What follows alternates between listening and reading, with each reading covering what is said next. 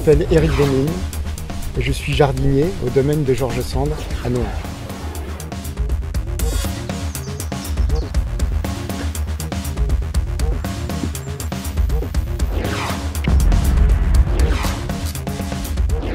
Mon métier consiste bien entendu à entretenir le site en respectant les données historiques le contexte de Georges Sand, de ce qu'elle a pu connaître, et de conserver l'héritage qu'elle nous a laissé. On gère de manière tout à fait différente, puisqu'on a des espaces qui sont tondus, on a des espaces de bois, on a des espaces, des zones de fleurissement. Donc les travaux ne sont jamais les mêmes. C'est ce qui est important dans notre métier, c'est qu'on ne fait jamais deux fois la même chose. Alors bien sûr, on a la liberté, le choix des plantes, le choix des espèces. On s'est lancé dans la gestion différenciée. Après, sur le mode de fonctionnement, sur les moyens pour la mettre en place, j'ai bien entendu la liberté d'exécution.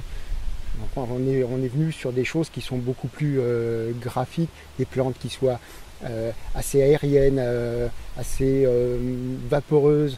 J'aime bien avoir des choses qui flottent un petit peu dans le vent. Et sur les couleurs également, j'essaye de travailler avec des tons qui soient assez doux, pas des teintes trop agressives, des tons plutôt pastels, faire des camailleux. Et vraiment jouer sur la couleur et également et surtout sur le volume.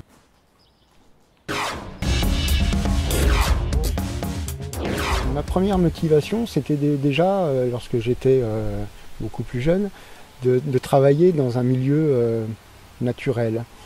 Donc j'aimais bien les arbres, des choses comme ça. Naturellement, me pencher vers une filière de pépinière.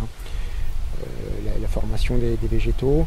Donc j'ai fait un BEP, j'ai passé mon CAP en candidat libre et je suis arrivé ensuite sur le jardin espace vert, donc à l'époque un BTA qui correspond aujourd'hui à un bac professionnel. À l'issue de cette formation, j'ai tenté le concours d'entrée du ministère de la Culture, qui était le concours de maître ouvrier jardinier d'art. Les qualités qui sont nécessaires pour faire ce métier, je pense que ça commence par de la patience, puisqu'on vit au rythme des plantes, donc au rythme des saisons. Ensuite, ça va être de l'adaptation. Il faut s'adapter au climat.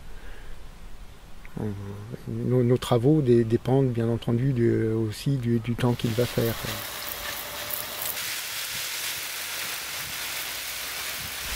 Et puis la troisième qualité, ça va être beaucoup d'observation.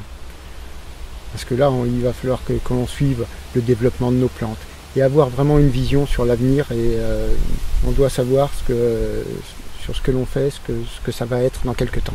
Voilà.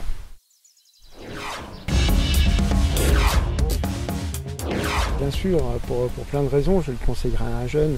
Parce que déjà, ce retour vers d'être en harmonie avec la nature, c'est un métier magnifique. Alors même s'il y a quelques contraintes, même si des fois il pleut, même s'il fait chaud, voilà.